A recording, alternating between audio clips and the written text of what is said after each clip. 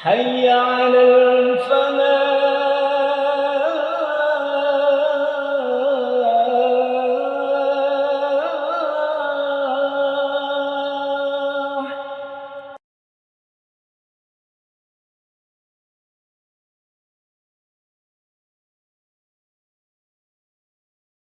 Bismillahirrahmanirrahim. Assalamualaikum warahmatullahi wabarakatuh. Innal hamdalillah nahmaduhu wa nasta'inuhu wa nastaghfiruh wa na'udzu billahi min shururi anfusina wa min sayyiati a'malina. May yahdihillahu fala mudilla lahu wa may yudlil falan tajida lahu waliyan mursyida. Asyhadu an la ilaha illallah wa asyhadu anna Muhammadan 'abduhu wa rasuluh. Allahumma shalli wa sallim wa barik wa karim 'ala nabiyil karim sayyidina Muhammad wa ala alihi wa sahbihi ajma'in. Rabbi syrah li sadri wa yassir li amri wa hlul 'uqdatam min lisani yafqahu qawli. Allahumma inna nas'aluka al-ikhlas was-sidqa bil qawli wal 'amal. Amin amin ya rabbal alamin. Jemaah sekalian mata Allah Subhanahu wa taala, bersyukur kita kepada Allah Subhanahu wa taala dengan ucapan alhamdulillah.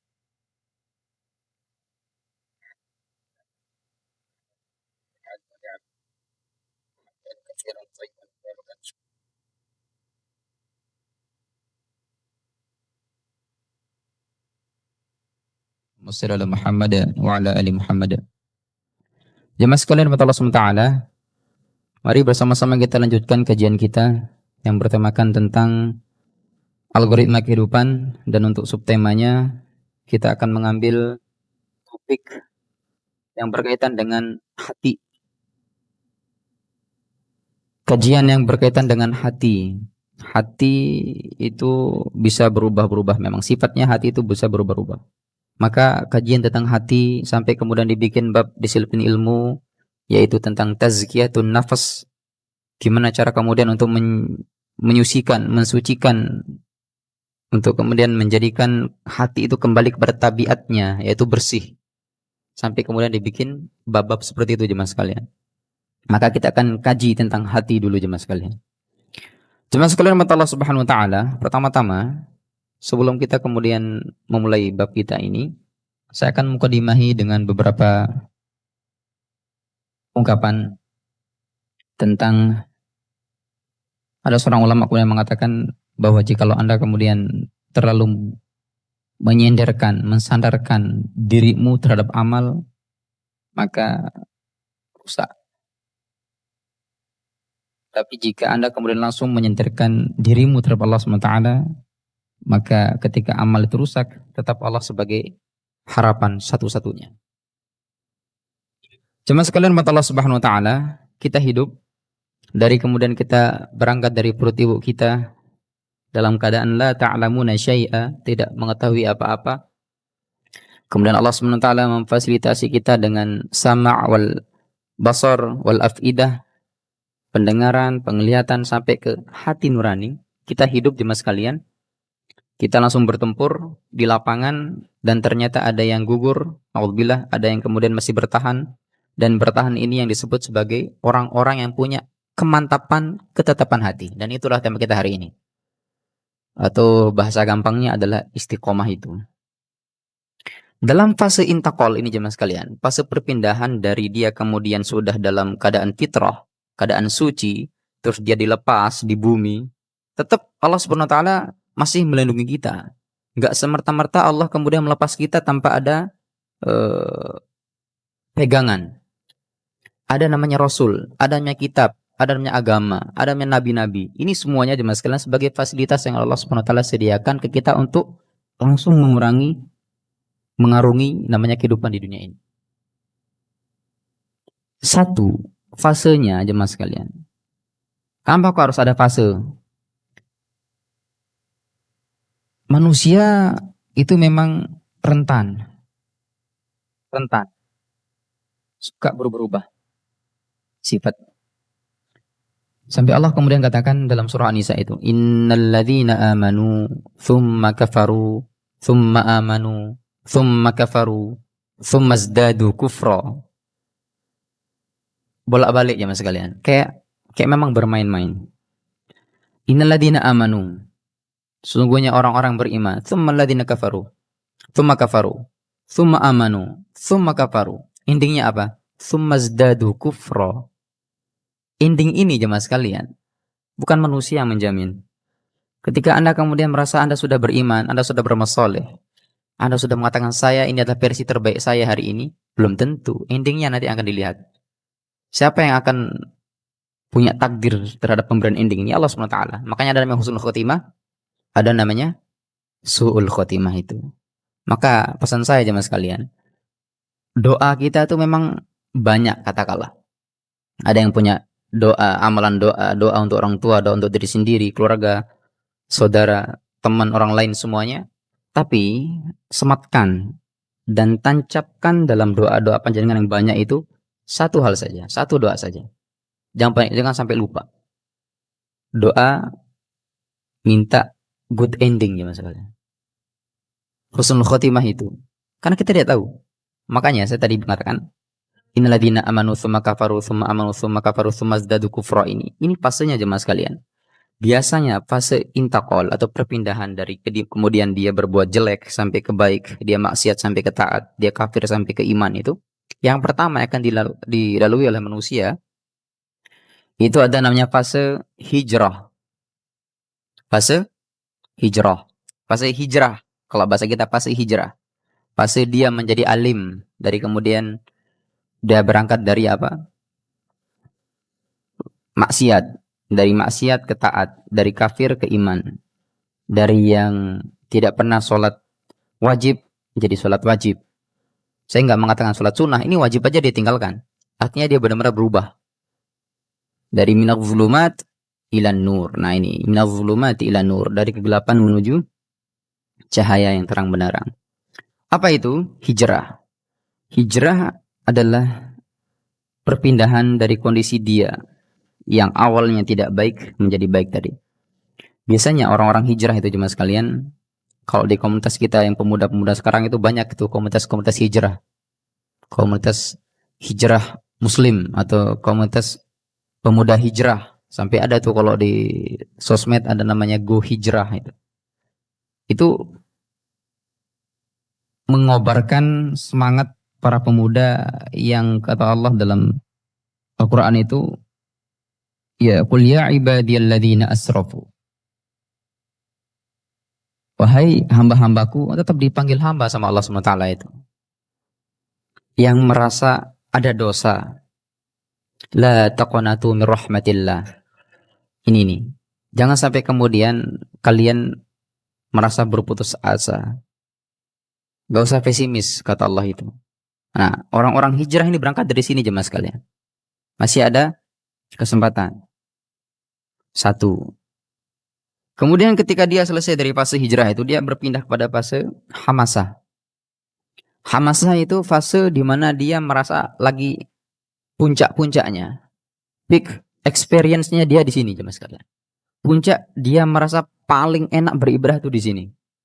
Versi terbaik yang dia rasakan itu di fase yang kedua ini, fase hamasah ini. Lagi senang-senangnya, lagi puncak-puncaknya.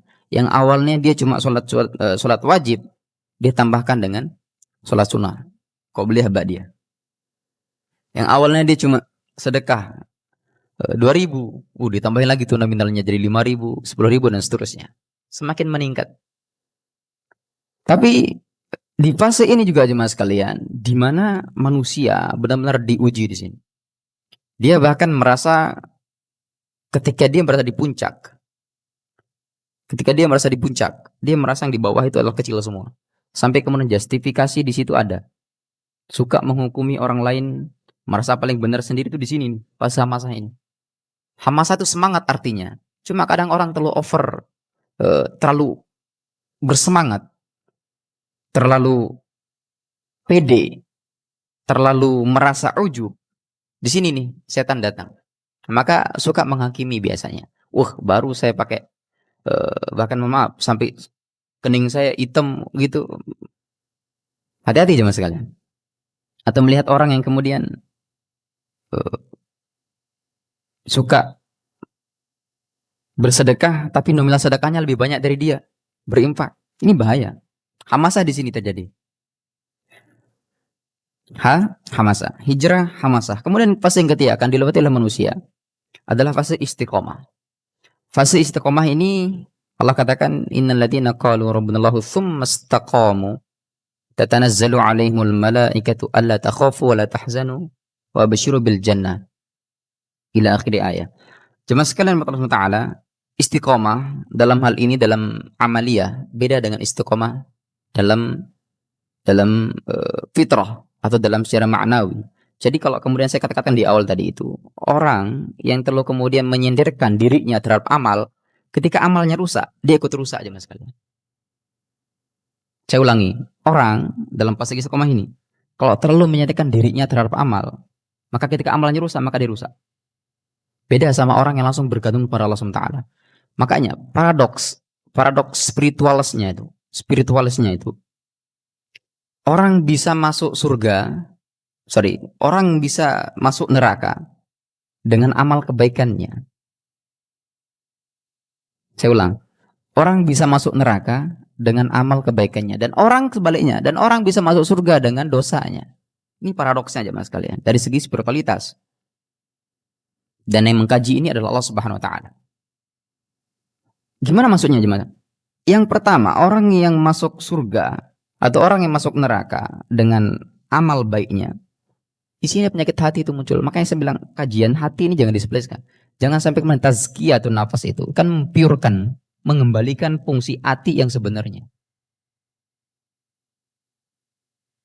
Sedangkan orang yang kemudian masuk surga dengan dosanya, dia menaruh dosa aja mas sekali di depannya langsung, bukan di belakangnya, di depannya dosa itu. Artinya apa? Dia mengkaji dirinya, dia mengubah dirinya, dia memperbaiki dirinya. Di sini istiqomah itu di sini jemaah sekalian. Skala kecilnya jemaah sekalian, dalam hadis Rasulullah SAW katakan, ahabul a'mali ilallah adwamuha wa in qalla. Ini skala kecil ini secara amaliyah. Sungguhnya amal yang paling dicintai oleh Allah SWT di sisi Allah SWT adalah amal yang kecil atau amal yang istiqomah walau itu kecil, skala kecil. Seperti yang saya bilang tadi, katakan orang kalau mau sholat subuh dia sedekah 2.000, ini kecil 2.000 namanya, nominal kecil, cuma adwamuha.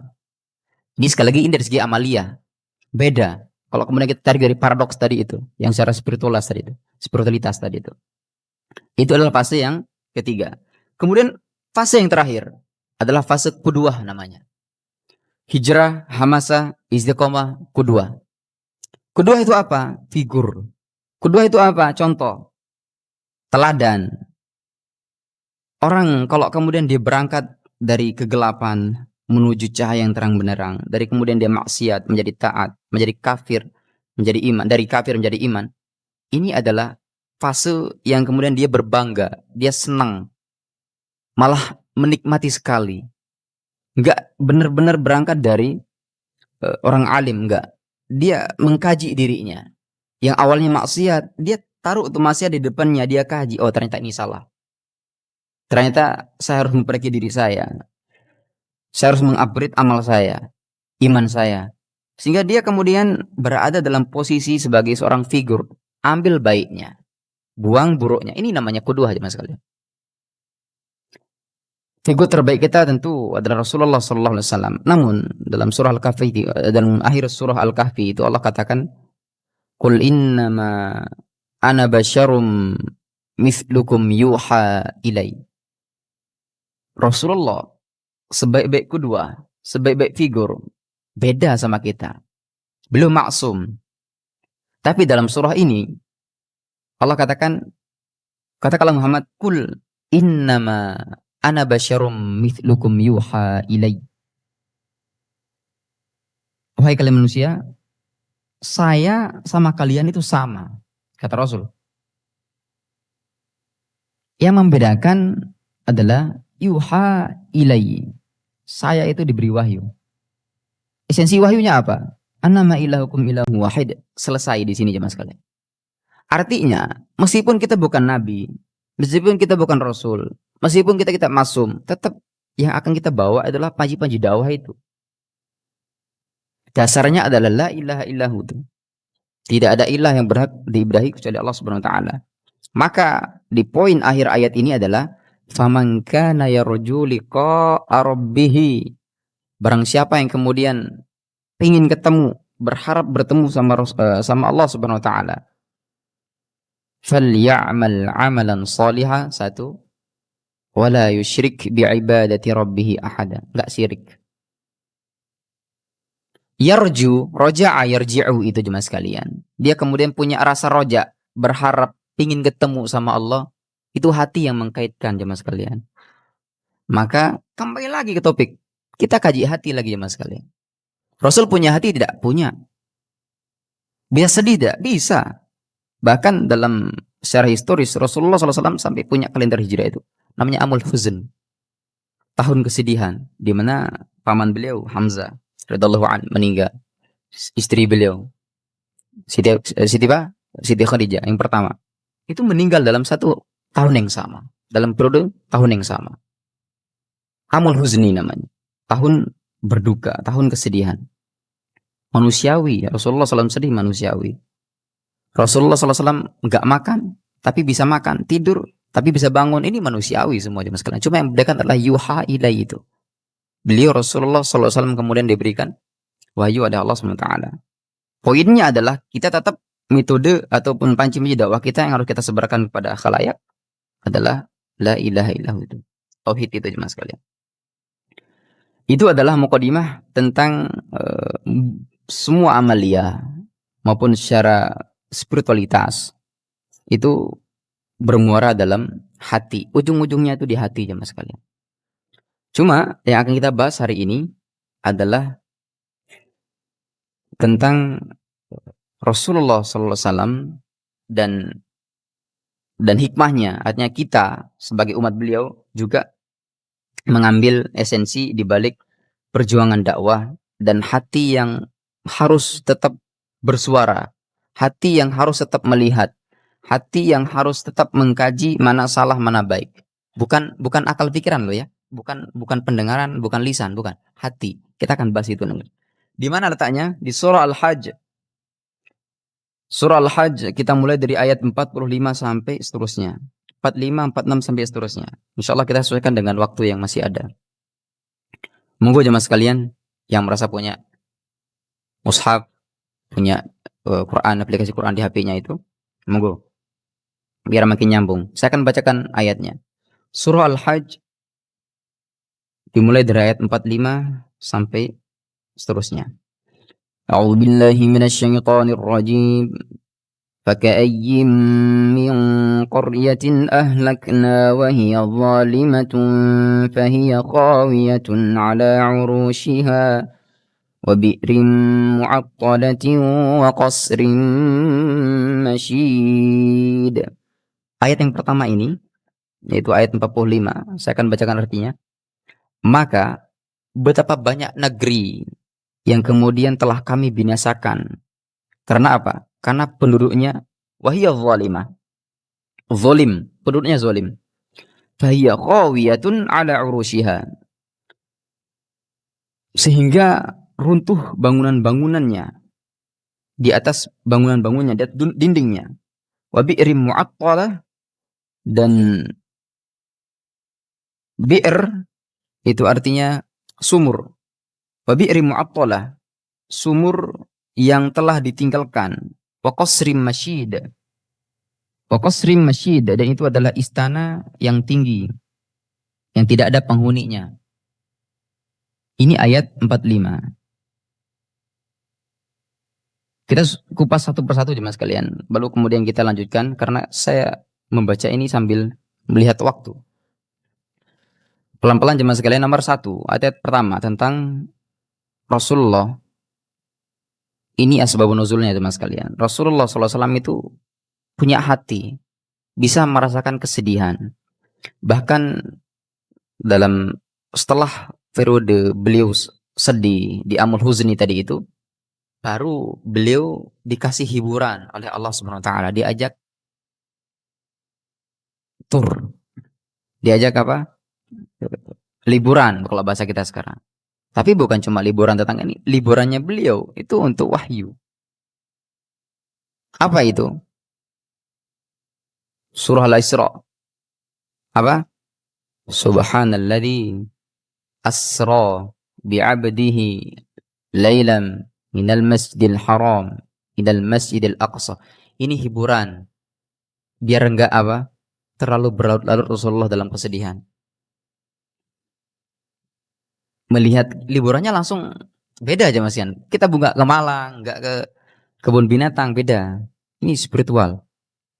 Dan termasuk juga di ayat yang pertama yang saya bacakan barusan, ini kata Allah, lihatlah, maka perhatikanlah. Ya Nabi, seolah-olah Allah bilang, ya Nabi jangan sedih. Tauhid kita ataupun dakwah yang oleh Rasulullah SAW bawa, melihat bagaimana kemudian orang-orang yang melihat dakwah beliau sampai mengatakan beliau orang gila, majnun, penyihir, pendongeng. Ini sakit jemaah sekalian.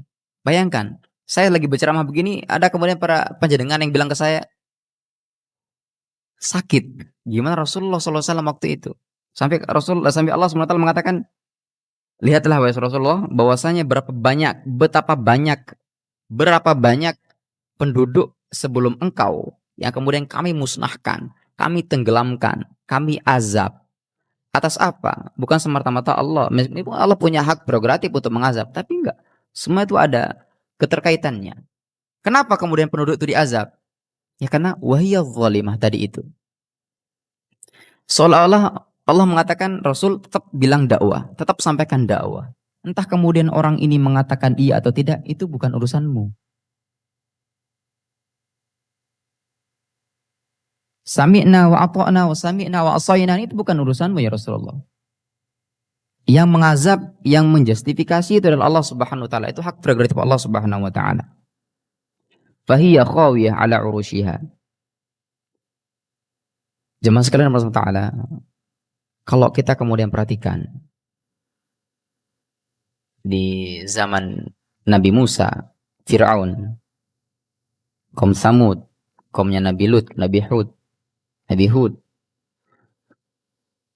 Syuaib.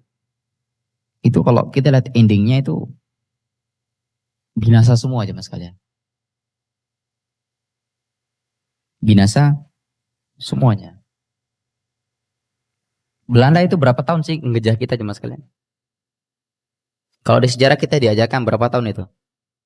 350 tahun. Yakin panjenengan? Yakin 350 tahun? Sejarah bisa ditulis oleh pemenang. Mental-mental korupsi kita itu cuma sekalian. Saya melebar sedikit. Itu sudah sejak dahulu ada. Bukan cuma sekarang aja. Saya kalau melihat jalan di Surabaya yang begitu panjang ini, besar ini, saya berpikir itu. Apalagi pas saya pakai kereta itu.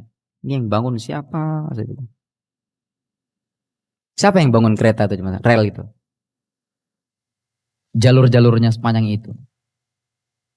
Jalan-jalan dari Anyar ke Penerukan itu siapa tuh? Ada duit di situ mas kalian. Ada sangon, ada upah. Cuma deputi gubernur kalau bahasa kita hari ini. Camatnya sampai ke kades RT RW-nya itu korup di situ mas kalian. Itu kan nggak dibayar. Artinya mental-mental kita itu korupsi itu ada memang. Sampai kemudian dikatakan orang yang belum korupsi. Ini karena dia nggak punya kesempatan untuk korupsi aja itu. Ya, itu Belanda. Habis kemudian Belanda siapa tuh? Jepang. Baru kemudian kita merdeka. Pertanyaan saya, sudah merdekakah kita? Belum tentu juga. Banyak kok di saudara-saudara kita di belakang sana itu yang masih kelaparan. Luar biasa. Saya jadi ingat kisahnya Umar radhiyallahu anhu.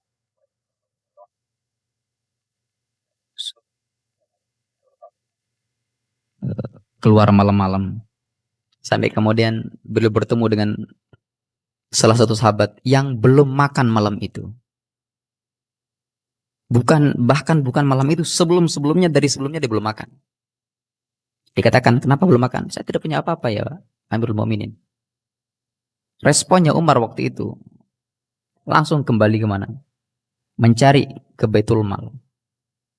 Mencari makanan, mencari apapun yang bisa kemudian dikonsumsi oleh orang ini, oleh sahabat ini. Malam itu dipungguk sendiri, apa pungguk itu? Bawa sendiri itu makan. Saya berpikir orang-orang kemudian diberikan jabatan pemimpin, ini luar biasa. Bari mimma ya'malu. Kayak lepas tangan terhadap orang-orang yang kemudian nggak bisa makan hari itu juga. Apakah kemudian bakal dimas'ul, ditanyai? Iya. Hatta Anda kemudian tidak kenal orang itu. Tapi dia secara tertulis dalam KTP, dia adalah penduduk negerimu. Maka tetap akan dimintai mas'ul di situ, mas'uliyah. Akan dimintain apa? Pertanggungjawaban terhadap rakyat yang belum makan ini. Ini luar biasa jemaah sekalian. Kita kembali. Kenapa kok kemudian melebar ke situ? Karena tadi itu merasa merdeka dan enggaknya itu secara esensi belum jemaah sekalian. Setelah Jepang, baru kemudian Indonesia ini merdeka. Artinya jemaah sekalian, poin yang akan saya katakan di sini adalah penjajahan, kolonialisme dari sebelum-sebelumnya ini Portugis bahkan itu selesai semua. Sa'ah wa sa'ah. Apa? Sa'ah wa sa'ah. Semua itu ada fasenya. Ada yang berkuasa hari ini, besok juga bakal turun. Ada yang kaya hari ini, besok juga bakal miskin. Ada yang kemudian kebalikannya. Miskin hari ini, insya Allah bakal kaya. Sa'ah wa sa'ah. Ini sudah menjadi algoritma kehidupan, fase kehidupan jemaah sekalian. Maka kenapa kok saya senang sekali kalau mengkaji tentang kehidupan ini? Karena kehidupan ini pemainnya adalah kita sendiri. Hadapan segala sesuatu itu di depan sebenarnya. Saya sering katakan, dimanapun Anda menginjakkan kaki Anda, kalau bisa ambil poin hikmah di situ. Melihat potret-potret kehidupan itu kalau bisa ambil satu poin di situ. Bahkan kalau ngaji, ini sampai ukuran ngaji, jangan cuma baca aja. Kalau bisa ngaji itu pakai terjemah, jangan malu jemaah sekalian. Ngaji itu justru harus pakai terjemah dulu sementara. Biar apa? Biar ini alurnya. Gimana mau kemudian khusyuk kalau tidak tahu makna ayat yang Anda baca? Usahakan kalau ngaji itu ada satu poin yang selaras dengan kehidupan kita hari itu atau hari ini. Ada. Kita kaitkan. Bahkan solutifnya kadang dari situ tuh. Jalan keluar yang Allah kasih itu berangkat dari ayat yang kita baca. Ternyata ini berkaitan dengan pribadi saya ini. Kehidupan saya, rumah tangga saya. Saya tinggal baca aja. Allah kasih petunjuk insya Allah. Semua bangsa itu ada versinya, ada waktunya, ada fasenya, ada masanya. Faka'ayyin min qaryatin ahlaknaha. Maka kemudian bangsa-bangsa yang atas tadi itu, yang berjaya tadi itu, golden eranya selesai. Mati. Binasa semua. Karena apa? Wahiyya zalimah. Karena mereka penduduknya zolim. Sami'na wa asayna. Bukan sami'na wa ta'na. Gimana gambarannya? Gimana gambaran golden era, prime-nya mereka itu? Fahiyya khawiyatun ala urushiha. Kalau terjemahan di sini itu dalam kondisi runtuh bangunan-bangunan tadi itu. Khawiyah, atap, ala urushiha, dinding di atasnya. Atap itu di mana jemaah sekalian? Di atas. Dinding di mana? Samping. Lebih atas mana berarti? Atap. Atap di bawah. Dinding akhirnya di atas. Nah, seperti ini maksudnya. Dijungkir balikan. Dikembalikan jemaah sekalian. Artinya yang atas tadi itu, tinggal Allah ketik, pak, langsung bawah. Kemudian gambaran berikutnya. Wabi'rin mu'attalah. Sumur yang apa? Ditinggalkan. Ditinggalkan karena apa?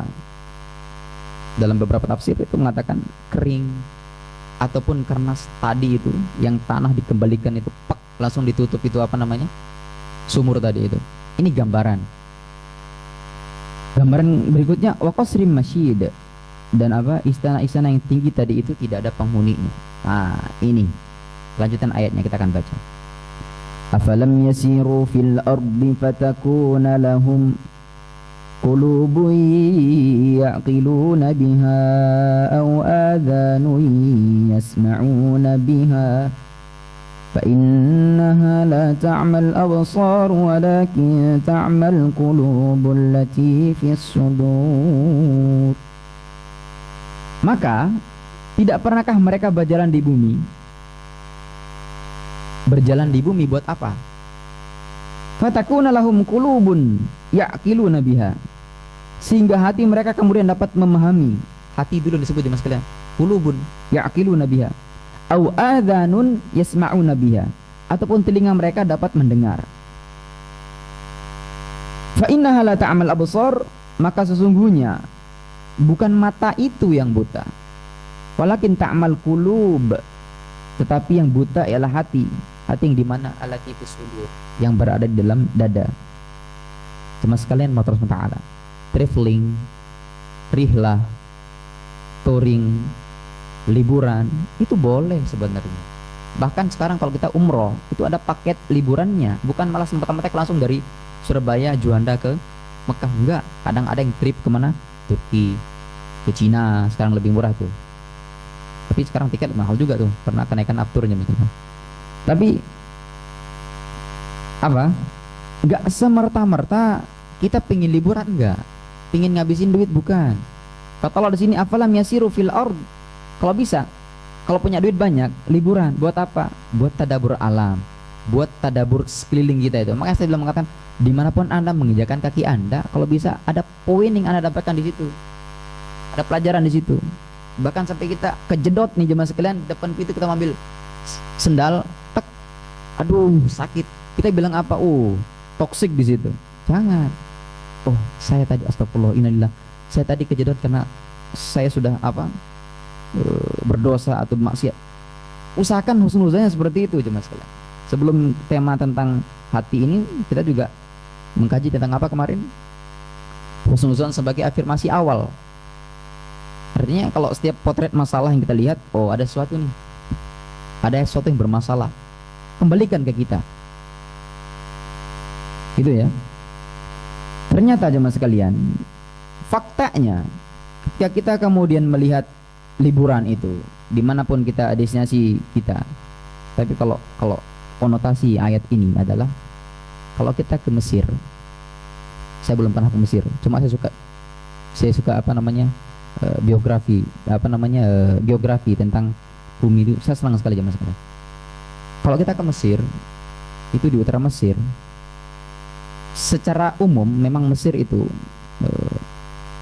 tempat pusat kekuasaannya dari Fir'aun, apalagi yang di kota Memphis, kota Alexandria itu juga salah satu pusat pemerintahan dari Fir'aun dan beberapa Fir'aun itu banyak, bukan cuma satu ya.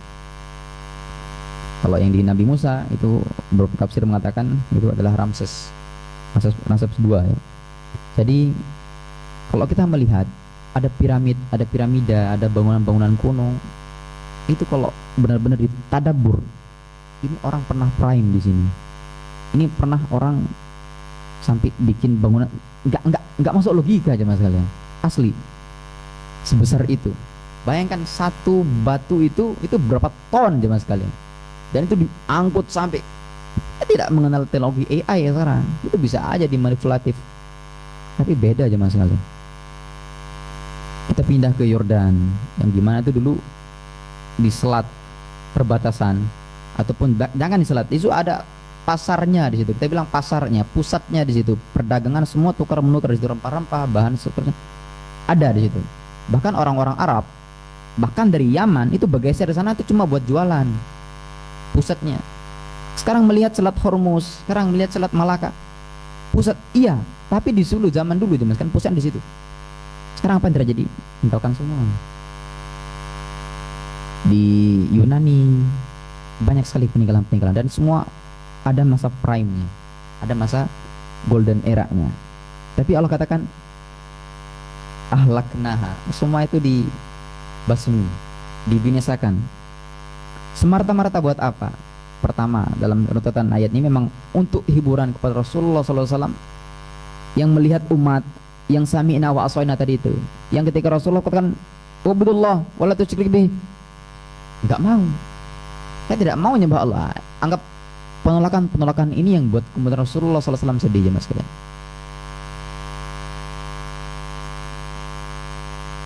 Apa yang difungsikan? Yang pertama untuk kemudian kita tadabbur alam itu qulubun ya'qiluna biha, hati yang untuk apa?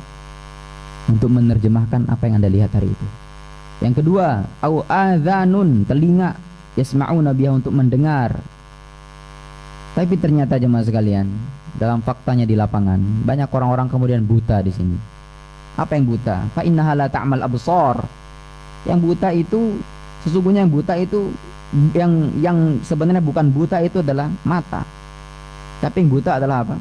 Walakin ta'mal qulubul. Ta'ma bukan ta'ma ya. Ta'ma itu buta artinya. Ta'mal qulubul lati fis sudur. Tapi yang buta sebenarnya adalah hati yang berada di dalam dada. Apa bedanya dengan sekalian? Mata di kepala dengan mata di hati itu beda. Saya jelaskan sedikit. Kita punya apa namanya ini? Mata, dua mata, satu hidung. Ada punya dua hidung. Satu hidung, bibir satu, telinga berapa? Dua. Fungsi. Berfungsi ya. Ini namanya apa? Panca indera. Sekarang lagi apa ini? Saya tanya, mata berfungsi, semuanya mata berfungsi ya. Saya tanya, sekarang kita lagi di mana? Di majelis. Majelisnya di mana? Ruang Darussalam. Ruang Darussalam termasuk di bagian dari apa? Masjid. Kenapa kok kita bisa mengatakan demikian? Karena kita apa? Melihat, merasakan, mengetahui, mendengar ada kajian. Maka seyogyanya kita harus ngapain jemaah sekalian di masjid itu? Ngapain? Berdoa, beribadah, menjaga, paling tidak menjaga adab. Menjaga adab-adab masjid. Nggak boleh merokok di dalam masjid, nggak boleh apa bersuara lebih keras, apalagi kalau lagi jemaah. Iktikaf, niatkan semuanya itu iktikaf, beribadah kepada Allah Taala. Walakin ta'mal qulubul lati fis sudur. Tapi ini terjadi jemaah sekalian. Kadang orang nggak menyadari dia lagi di masjid. Paham sampai sini? Ini tinggal diganti aja dengan contoh-contoh yang bapak yang lain. Kadang dia tidak paham dia sedang berada di masjid. Kita ubah. Allah adalah Tuhan. Kita adalah hamba. Jangan dibalik. Ana rabbuk wa anta abduk. Allah. Ana abduk wa anta rabbuk. Wa anta rabbi, afwan. Engkau adalah Tuhanku dan aku adalah hambamu.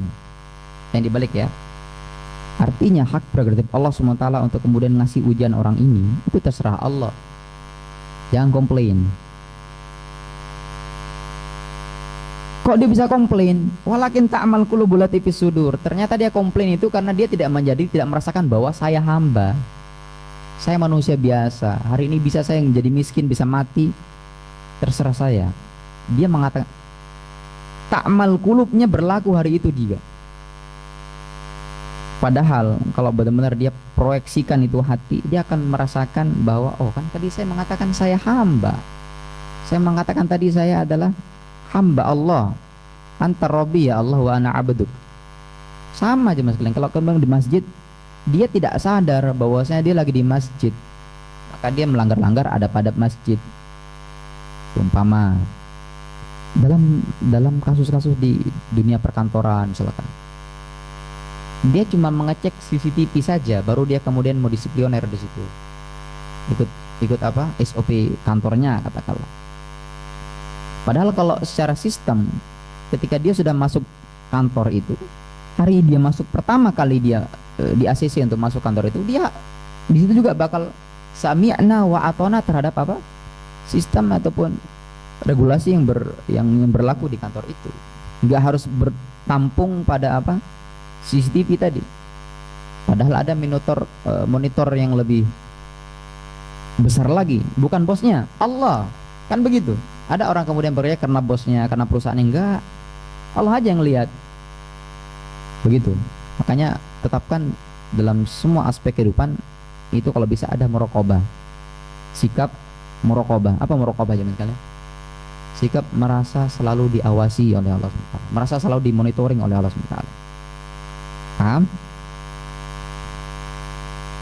Walakin ta'mal qulubul lati fis sudur. Sebentar lagi isya kalian. Kita belum selesai, cuma saya akan singkatkan tadi. Artinya jemaah sekalian, hati itu sifatnya tadi kita sepakat bahwa hati itu sifatnya berubah-ubah. Maka kenapa kok saya mengambil judul tema ini, doa agar diberi petunjuk oleh Allah Subhanahu wa taala di atas kebenaran, di atas apa? Istiqomahan. Itu penting. Hari ini Anda kemudian merasa di atas peak experience atau kayak tadi itu yang prime-prime-nya para umat-umat terdahulu. Iya, kalau di atas istiqomahan, di atas tauhid, di atas ajaran Allah Subhanahu wa taala. Iya, alhamdulillah. Tapi kalau dalam konteks kita hari ini, bahkan kalau kita tarik sedikit saja jemaah sekalian, betapa banyak kejadian-kejadian rancu yang berada di negara kita, di negeri kita ini. Dan bagi saya bertanya, pernahkah kita bertanya, ketika keadaan yang demikian crowded, chaos di negeri ini, di mana posisi para guru-guru kita, para hamba-hamba soleh? Di mana? Saya sering bertanya dalam hati kita. Kayak seolah mereka ini kemudian terpinggirkan. Enggak. Mereka sebenarnya lagi berdoa.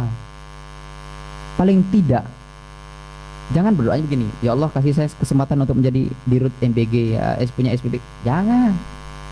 Saya tetap dalam kawasan saya yang tadi menjadi hamba Allah yang dalam hati yang benar ini. Apa doanya? Biar nggak ikut mereka. Rabbana la tuzigh qulubana apa? Ba'da idh hadaitana wa hab lana min ladunka rahmah innaka antal wahhab. Di sini fixnya, di sini justru puncaknya di sini. Ini adalah kenikmatan hakiki jemaah sekalian. Oke, sekarang kita tetap dalam koridor berdoa yang punya hati yang bener, nggak sampai ikut-ikutan mereka atau melihat fenomena-fenomena potret-potret yang chaos rusak begini jemaah sekalian. Paling tidak kita tetap di koridor ini, di hati yang terpaut dengan Allah Subhanahu wa taala. Allah alam bisawab. Saya kira itu jemaah sekalian, sebenarnya masih ada lanjutannya, cuma karena waktu yang singkat jadi kita akhiri sampai hari ini. Ini adalah tentang doa meminta agar Allah Subhanahu wa taala berikan hati istiqomahan di atas agama Allah Subhanahu wa taala. Semoga menjadi amal jariah kita semua, dan kita memohon kepada Allah Subhanahu wa taala, semoga Allah Subhanahu wa taala berikan kita istiqomahan dalam kebaikan-kebaikan insyaallah. Saya mohon maaf jemaah sekalian, mari kita tutup taklim kita dengan sama-sama baca doa kafatul majelis. Subhanakallahumma bihamdika asyhadu an la ilaha illa anta astaghfiruka wa atubu ilaik. Assalamualaikum warahmatullahi wabarakatuh.